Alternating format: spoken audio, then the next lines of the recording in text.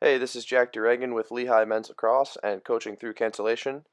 And today I'm going to be going over a typical goalie warm-up at Lehigh, give you guys some tips, and go through some drills and hand-eye work that we do throughout the year. So taking a look here at one of our warm-ups, usually spend about 7 to 8 minutes per keeper, targeting a few different areas. First kind of shooting for regions, and then hitting them with some anywheres, and then doing some cross feeds. Also, just some general tips for the shooter or coach warming up the goalie. Make sure you play all rebounds. If they give up a rebound, chase that thing down and try to beat them to the ball and get another shot. And also, pace is important. If you can kind of shoot the ball as soon as you get it back from the goalie, that's good. Make sure they get a good sweat in their warm up. It's important to get their eyes, hands, and feet warm, but also just their general body temperature up and get them going.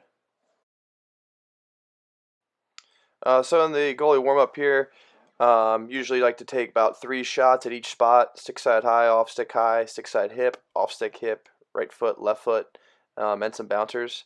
And usually spend about 30% of the time on that. Then I like to switch to anywheres. And in that, you want to focus on different release points. Try to shoot on the run. Try to shoot from different range, and spend about 50% of your 8 minutes on that. I like to spend more time on anywheres than predetermined shots, just so they can work on tracking the ball. It's more realistic, and you can kind of pick up the pace a little bit and get them going. Also in the warm up, I think it's really important how the coach or shooter is kind of carrying themselves out to the warm up.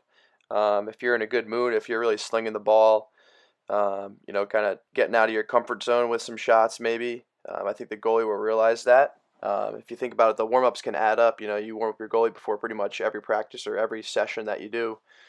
So being able to come out, just being in a good mood, maybe giving the goalie a couple chirps, talk to him a little bit, challenge him to talk while catching some shots. It's important to challenge them mentally while you're warming them up. Once you get through some anywhere shots, I like to move on to cross feeds. And what I do here is I usually have another goalie feed from across the crease. And you can choose whatever distance you want. Right here, I'm right on the crease. There's a rebound. Ooh, almost got him on that one. But you can also back up to 10 yards, 15 yards, kind of more specific for where the goalie needs. But I like to do cross feeds. I think it's really good to get the feet going. It's obviously it's a realistic shot, but it's good for the goalie to get some cross crease play before working on their drop step, working on loading as soon as I catch the ball. And it's just good for them tracking wise too. It's a good thing to finish off the warm up. Um, yeah, I like to do it from both sides. These guys are obviously getting a lot of work in. I think in the warm up usually what there's enough time for is 3 to 4 shots per side. Getting in some cross feeds is also a good time to talk about pipe play. If you lower yourself down to closer to GLE, you can get the goalie on the pipe. If you step up a little bit higher, you can get him off a little bit. So you can talk about that. It's also a great opportunity to talk about, getting set and getting an explosive step ready to go as soon as you drop step. And just general pipe play, something that we talk about. We use percentages. So when you drop step over and you get set, you got to know about what net you're giving up. So when you drop here, you should know that you're giving up, depending on where the shooter is, 15% of the net near pipe, maybe another 15% 5-hole, and the other 70% off hip. So don't let those numbers skew you and guess, but you should just know what net you're giving up, and then track that shooter, track the ball, and make the save. All right, now we're gonna get into some drills that we do that are really helpful for our guys. They all have a different purpose. So feel free to pause this and then take a look at the videos that go with each drill here. So the first one we're going to talk about is a colored ball drill. So what I do is I get a bucket of balls. One's all white balls or yellow balls that we're using, and then the other is a bucket of balls with all colored balls. So the more colors, the better. And what you're doing is you're hiding your shot, and you're shooting a different color each time. And the goalie is making the save. We're shooting anywheres here. And they're calling out the color of the ball as loud as they can, so kind of getting their voice dialed in while tracking a ball and saying out the color. So what I do is I have the other goalie behind me with the bucket, and he'll place the ball in my stick while I'm hiding it, and try to hide it as long as I can, and then snap that ball. And I have him, the goalie, yelling out the color of the ball as soon as he sees it. So if he can see me, kind of showing the ball behind me a little bit, he's going to call it out and let me know that I'm not hiding it well enough too. So he holds me accountable. But it's a really good drill.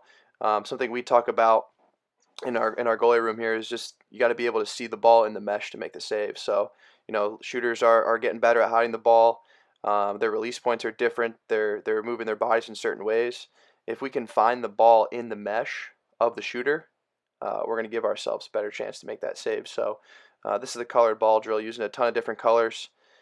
We do this from all different angles of the field, sometimes from X, but yeah, we probably use colored balls once per day, just having our goalies help dial in their eyes and seeing out the color, tracking the ball. Ooh, got him on the off hip there. So this next drill here, what I do is I got two goalies in here, two nets, and I got two goalies behind me ready to break out for outlets. And this is more of a rapid fire drill. There's a live rebound. And just something to keep the goalies warm between a drill, but also something that we can work on where they can see different release points, really focusing on seeing the ball out of the stick, not falling for the shooter's feet or hands or hips. That stuff is important to read, but more importantly, if we can see the ball in the mesh, we're going to make that save. So that's something we focus on here. So just something to get two goalies in, get them ready. Also working on some outlets here. So it's a good drill. You can really bring it to. You can do it a little in closer too. You can move the nets closer. But yeah, it's supposed to be rapid fire. Get them going and focus on some outlets too. This next drill here is something we're working on, just kind of unsettled, working on getting back in the net and getting set. So something we talk about all the time is loading. So if we can load our feet, load to the balls of our feet, load our knees, we think that's going to help us make that save. So if we can get set and load at the same time, it's going to be very beneficial for us. Moving right along here, getting into our bounce back drills. So we use the bounce back all the time, all over the crease. Just working on quick reactions, top hand oriented, but also trying to get a step behind in all different areas of the crease. Next, moving on here into some hand-eye work. This is good. Some indoor stuff you can do off the field. Weather depending on the weather. So go to a racquetball room. Playing racquetball anyways is good, but we do a lot of stuff with ping pong balls and little things, focusing on our top hand speed, and just general hand-eye. So you can do this off hip, you can do this stick side, you can do it hip. You could do it low. It's not the best, but for pace, but you can still kind of get it done.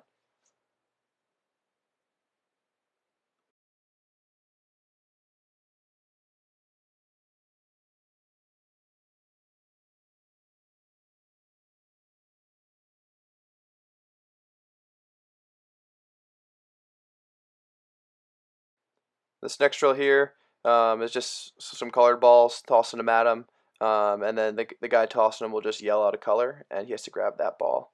Working on more hand-eye, you can get a step in here. This one here is just another indoor drill, working on hand speed mostly. The next evolution of this is to get the step involved too, and you can do this with the top hand or bottom hand. Thanks for watching. Feel free to reach out via email if you have any questions, and stay safe out there. Thanks.